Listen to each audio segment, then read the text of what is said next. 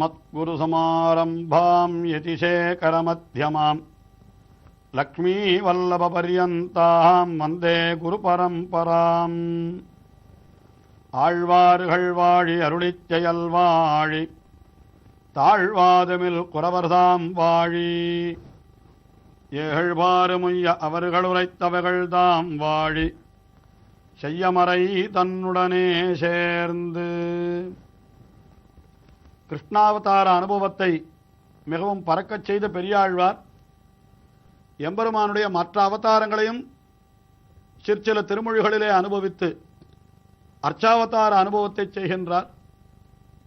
அந்த கிரமத்திலே கண்டமென்னும் கடிநகர் என்கிற திவ்ய தேசத்திலே எழுந்தருளிருக்கின்ற எம்பெருமானை அனுபவிக்கின்றார். அந்த கண்டமென்னும் கடிநகர் என்கிற திவ்ய தேசம் வடநாட்டிலே அமைந்திருக்கக்கூடிய ஒரு அற்புதமான திவ்ய தேசம். பத்ரிகாசிரமத்திற்கு செல்லுகிற வழியிலே அமைந்துள்ள தேவப்பிரயாகை என்கிற திவ்ய தேசம்தான் கண்டமென்னும் கடிநகர். அங்கே எழுந்தருளிருக்கிற புருஷோத்தமன் என்பவன் யார் என்றால் அவன் தாசரதி என்று முதல் பாசுரத்திலே தெரிவித்தவர், அதாவது ராமபிரான் என்று தெரிவித்தவர். மேலே சில பாசுரங்களிலே கண்ணபிரானாகவும் அவனை அனுபவித்தார். அதற்கு பிறகு இப்பொழுது 10வது பாசுரத்திலே ஒரு பெரிய அர்த்த விசேஷத்தை தெரிவிக்கின்றார். இந்த பாசுரத்திலே தெரிவிக்கப்படுகிற அர்த்த விசேஷத்தை நாம் புரிந்து கொள்வது என்பதே கூட சற்று சிரமமான காரியம்தான். ஏனென்றால் வேண்டிய வேதங்களோதி விரைந்து கிழியறுத்தான் என்ற பெருமையுடையவர் பெரியாழ்வார். அப்படிப்பட்ட அந்த பெரியாழ்வார் இந்த பாசுரத்திலே உயர்ந்த ஒரு வேதாந்தார்த்தத்தை தெரிவிக்கின்றார். எதை தெரிவிக்கின்றார் என்றால், இந்த பிரணவம் என்று சொல்லுகின்றோமே, அந்த பிரணவம் என்பது எப்படி ஏற்பட்டது, அதனுடைய பெருமை என்ன என்பதை தெரிவிக்கும் முகமாக இந்த பாசுரத்தை அருளிச் செய்கின்றார். இந்த பாசுரத்திலே சொற்கள் எல்லாம் 3 என்றே அமைந்திருக்கின்றன. அது அத்தனைக்கும் உண்டான பொருளை நாம் ஆழ்ந்து அறிவது என்பது மிகவும் சிரமமான காரியம்தான். ஏதோ இயன்ற வரையிலே எளிமையாக சொல்ல முயல்கிறேன். மூன்னெழுத்ததனை மூன்னெழுத்ததனால் மூன்னெழுத்தாக்கி மூன்னெழுத்த எண்ணு கொண்டிருப்பார் கிரக்கனன்குடையா எம்புருடோத்தமன் இருக்கை மோன்னொரு நிமிர்த்து மோன்னெழில் தோன்னே மோன்னெழில் மோன்னுருவானான் காந்தடம் பொழில் தோள் கங்கை என்கரமேல் கண்டவெண்ணங்கடினவரே. இந்த பிரணவம் என்று இருக்கிறதே, அது எப்படி வந்தது என்பதை பற்றி உபனிஷத்துக்கள் புராணங்கள் எல்லாம் தெரிவிக்கின்ற பொழுது என்ன தெரிவிக்கிறது என்றால், வேதங்களிலே முக்கியமான வேதங்கள் 3, அதாவது ரிக்வேதம், யஜுர்வேதம், சாமவேதம் என்று 3 வேதங்கள். இந்த 3 வேதங்களிலேயும் அந்தந்த வேதத்தினுடைய சாரமாக ஓரோர் அக்ஷரம் எடுக்கப்பட்டதாம். அதாவது ரிக்வேதத்திலிருந்து பூஹு என்கிற ஒரு அக்ஷரமும், அதே போல யஜுர்வேதத்திலிருந்து புவஹா என்கிற அர்த்தமும், அதற்கு மேலே சுவஹா என்கிற சொல்லானது சாமவேதத்திலிருந்து எடுக்கப்பட்டது. இப்படி பூஹு, புவஹா, சுவஹா என்று 3 சொற்கள் அந்த ஒவ்வொரு வேதத்திலிருந்து எடுக்கப்பட்டன.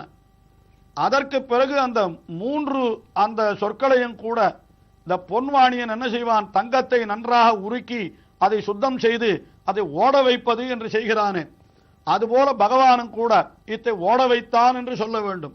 அப்படி ஓட வைத்தவுடனே இதிலிருந்து 3 எழுத்துக்கள் கிடைத்தனவாம். என்ன எழுத்து என்றால், ஆ என்று ஒரு எழுத்து, ஊ என்று ஒரு எழுத்து, மா என்று ஒரு எழுத்து. எல்லாம் எழுத்து அல்லது பதம் என்று சொல்லலாம். 3 பதங்கள் கிடைத்தன. இந்த ஆ, உ, மா என்கிற 3ம் சேர்ந்தால் அதுதான் பிரணவம், ஓம் என்கிற பிரணவமாக ஆகிறது. ஆஹா, 3 வேதங்கள், அதிலிருந்து 3 சொற்கள், பூர் புவ ஸ்வஹா என்று. அந்த 3 சொற்களிலிருந்து ஆ, உ, மா என்ற 3 அது கடைசியில் பிரணவமாக ஆகிறது என்று இப்படி ஒரு கிரமம் சொல்லப்படுகிறது. அதை பெரியாழ்வார் இந்த பாசுரத்திலே எப்படி காட்டுகிறார் பாருங்கள். மூன்றெழுத்ததனை 3 எழுத்து அதனால் 3 எழுத்து ஆக்கி என்று முதலிலே 3 எழுத்ததனை 3 எழுத்தோடு கூடியதான பிரணவம் ஆ, உ, மா என்கிற பிரணவம் அது எப்படி கிடைத்தது என்றால், 3 எழுத்து அதனால் பூஹு, புவஹா, சுவஹா என்கிற 3 எழுத்ததனால் அதிலிருந்து கிடைத்து அந்த வியாகிருதியாக பிரித்து எடுத்து அதற்கு பிறகு என்ன பண்ணினான் கேட்டா, 3 எழுத்தாக்கி அதை 3 பதமாக ஆ என்றும் ஊ என்றும் மா என்றும் ஆக்கினார்கள். ஆ என்கிற பதம் அது பகவான் ஸ்ரீமன் நாராயணனை சொல்லுகிறது. ஊ என்கிறது அவனுக்கே என்கிற அந்த அவதாரணம், அதாவது இந்த ஏகாரம், அந்த இந்த தேற்றத்து ஏகாரத்தை அவனை தவிர மற்றொருவுக்கு நாம் உரியவர் அல்லர் என்கிற அந்த அவதாரணத்தை தெரிவிக்கிறது. மா என்கிறது ஜீவாத்மாவை தெரிவிக்கிறது. இப்படி 3 எழுத்தை 3 எழுத்ததனால் 3 எழுத்தாக்கி என்று தெரிவித்தார். இப்படிப்பட்ட பிரணவத்தை ஏன்று கொண்டிருப்பார் என்னால் அந்த எம்பெருமானே நமக்கு, அதாவது எம்பெருமானுடைய உடைமை நாம் ஆயினாலே நமக்கெல்லாம் எம்பெருமான் தான் தஞ்சம் என்று எவனொருவன் ஏற்றுக்கொண்டிருக்கிறானோ அவன் விஷயத்திலே இரக்கம் நன்குடைய என் புருடோத்தமன் என்று அவர்கள் விஷயத்திலே இரக்கத்தை உடையவனான பகவான். ஆக பிரணவத்தை ஏன்று கொண்டிருப்பார் யாரோ, ஏற்றுக்கொண்டிருப்பார் யாரோ அவர்கள் விஷயத்திலே இரக்கத்தை உடையவனான எம்பெருமான் என்று தெரிவிப்பதற்கு, அந்த பிரணவத்தை என்று சொல்லுவதற்குத்தான் 3 எழுத்ததனை 3 எழுத்தாக்கி 3 எழுத்து ஆக்கி 3 எழுத்ததனால் என்று இப்படி 3 எழுத்ததனை 3 எழுத்ததனால் 3 எழுத்தாக்கி என்று சொல்லி பிரணவத்தை சொல்லி அப்படிப்பட்ட 3 எழுத்தை ஏன்று கொண்டிருப்பார் என்னால் பிரணவத்தை ஏற்றுக்கொண்டிருப்பார் யாரோ அவர்களிடத்திலே இரக்கமுடையவன் எம்பெருமான் என்று சொன்னார். அது மட்டுமா, அதற்கும் மேலே என்ன தெரிவிக்கிறார் என்னால் 3 அடி நிமிர்த்து என்னார். இந்த பிரணவம் வெறும் பிரணவமாக மட்டுமல்லாமல் இது மந்திரசேஷம் என்று சொல்லப்படுகின்ற அந்த நமோ நாராயணாயா என்ற 2 சொற்களோடும் சேருகிறது. அப்படி சேருகின்ற பொழுது என்ன ஆகிறது என்றால் அந்த பிரணவமானது நமப்பதத்தோடும் கூடி நாராயண பதத்தோடும் கூடி அப்பொழுது என்ன ஆகிறது என்றால் அந்த 3 பதமாக அப்பொழுதும் 3 அடி நிமிர்த்து என்று சொன்னார். அந்த 3லேயும் கூட என்ன அர்த்தம் கிடைக்கிறதுனா 3 அர்த்தங்கள் கிடைக்கிறதாம். பிரணவத்திலே ஒரு அர்த்தம், நமஹா என்கிற பதத்தினாலே ஒரு அர்த்தம், அதற்கு மேலே நாராயணாயா என்கிற பதத்தினாலே ஒரு அர்த்தம். அதை 3னிலும் தோன்றி அவன் எம்பெருமான் என்ன ஆகிறான், 3 உருவாக அப்படி ஆகிறான். என்னன்னா அந்த பிரணவத்தினாலே பகவானே எல்லாருக்கும் தலைவன், சேஷி என்கிற அர்த்தம் தெரிவிக்கப்படுகிறது. அதற்கு மேலே அந்த நமஹா என்கிற பதத்தினாலே எம்பெருமானே நமக்கு சரண்யன், அவன்தான் உபாயமே தவிர நம்முடைய செய்கை எதுவுமே உபாயம் அன்று என்கிற அர்த்தம் தெரிவிக்கப்படுகிறது. அதற்கு மேலே நாராயணாயா என்கிற சொல்லாலே எம்பெருமானே பிராப்யம், அடையத்தக்கவன் என்று தெரிவிக்கப்படுகிறது. ஆஹா, இந்த 3 எழுத்து உடைய பிரணவம் அது மற்றும் 2 சொற்களோடு சேர்ந்து மறுபடியும் 3 பதமாக ஆகித்தான் அட்டாட்சரம் ஆகிறது. அப்படி அந்த அட்டாட்சரத்திலே 3 பதத்திலும் எம்பெருமான் என்ன ஆகிறான் என்றால் 3 உருவாக ஆகிறான். ஆக 3 உருவென்னால் பிரணவத்திலே சேஷி என்று ஆகிறான், பிரணவத்தினாலே அந்த நமப்பதத்தாலே சரண்யன் என்று ஆகிறான்.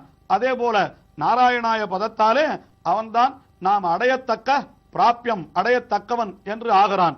இப்படி ஆனவன் அவன் எழுந்தருளி இருக்கிற இடம் எது என்றால் கான் தடம் பொழிசூழ் கங்கையின் கரைமேல் கண்டமென்னும் கடிநகர் என்று, நல்ல கான் என்றால் மிகவும் அழகான நறுநாற்றம் மிக்க, அதாவது நல்ல வாசனை வீசுகின்ற பொழில்களாலே சூழப்பட்ட கங்கை, அந்த கங்கையினுடைய கரைமேல் இருக்கக்கூடிய கண்டமென்னும் கடிநகரிலே எழுந்தருளி இருக்கிற எம்பெருமான் இந்த பிரணவத்தினுடைய விளக்கமாய் அஷ்டாட்சரத்தினுடைய விளக்கமாய் இருக்கிற எம்பெருமான் இந்த கண்டமென்னும் கடிநகரிலே எழுந்தருளி இருக்கிறான் என்று தெரிவிக்கிறார்.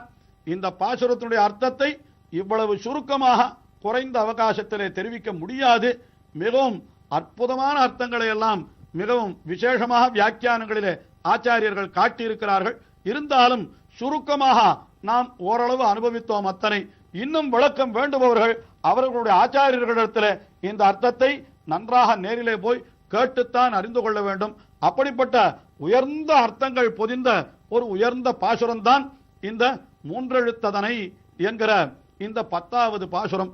இப்படி அந்த கண்டமென்னும் கடிநகரிலே எழுந்தருளிருக்கின்ற எம்பெருமானை கொண்டாடின ஆழ்வார் கடைசியாக 11வது பாசுரத்திலே இந்த 10 பாசுரங்களுக்கு கற்பவர்களுக்கு ஒரு உயர்ந்த பலனை தெரிவிக்கின்றார். பொங்கொலி கங்கை கரமலி கண்டத்து உரைபுருடோத்தமனடி மேல் வெங்கலின் அரியா வில்லி புத்தூர்கோன் விட்டு சித்தன் விருப்புத்து தங்கிய வன்பால் செய்தமிழ் மாலை தங்கியன உடையார்க்கே கங்கையில் திருமால் கடலினைக் கீழே குளிர்ச்சிறந்த கணக்காமே.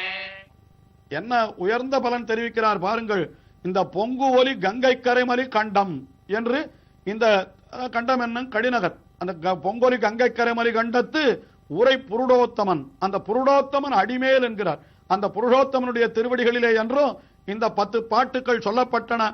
இந்த 10 பாட்டுக்களை சொன்னவர் யார் என்றால் வெங்கலி நலியா வில்லிபுத்தூர் கோன் என்ன கலியும் கூட வந்து ஒன்றும் செய்ய முடியாதவரான பெரியாழ்வார் என்று. பெரியாழ்வாரிடத்திலே கலிபுருஷனுக்கு வேலையே கிடையாதாம். ஏன்னா இல்ல ஸ்ரீவில்லிபுத்தூருக்கே சொல்லலாம் அந்த பெருமையை. வெங்கலி நலியா வில்லிபுத்தூர், அந்த வில்லிபுத்தூருக்கு கோன் பட்டர் பிரான். ஏன்னா பெரியாழ்வாருடைய அவதாரத்தாலே அந்த ஸ்ரீவில்லிபுத்தூரும் சிறந்து விளங்குகின்றதான்.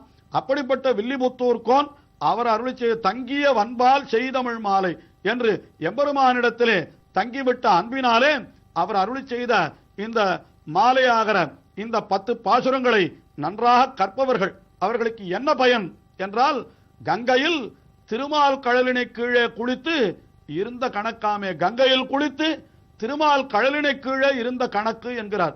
அவர்களுக்கு என்ன பலனால் அவர்கள் கங்கைக்கு போய் நீராட வேண்டாம். இந்த 10 பாசுரங்களை சொன்னாலே அவர்களுக்கு கங்கையிலே குளித்த பலன் கிடைக்கும். கங்கையிலே குளித்த பலன் இல்லை, கங்கையிலே குளித்தால் என்ன பலன் கிடைக்கும்னா திருமால் கடலினை கீழே இருக்கின்ற பலன், எம்பெருமானுடைய திருவடி கீழே இருக்கின்ற பலன். ஆஹா, இந்த 10 பாட்டை கற்பவர்களுக்கு கங்கையில் குளித்து திருமால் கடலினை கீழே இருந்த பலன் அவர்களுக்கு கிடைக்கும் என்று இந்த 10 பாசுரத்துக்கு உயர்ந்த பலத்தை சொல்லி இந்த திருமொழியை தலை கட்டுகின்றார். அப்படிப்பட்ட கங்கையின் கரைமேல் கண்டம் என்னும் கடிநகர் அனுபவத்தை தொடர்ந்து இன்னும் பல திவ்ய தேசங்களை பெரியாழ்வார் அனுபவிக்கிறார். அந்த அனுபவத்தை தொடர்ந்து நாம் அனுபவிப்போம்.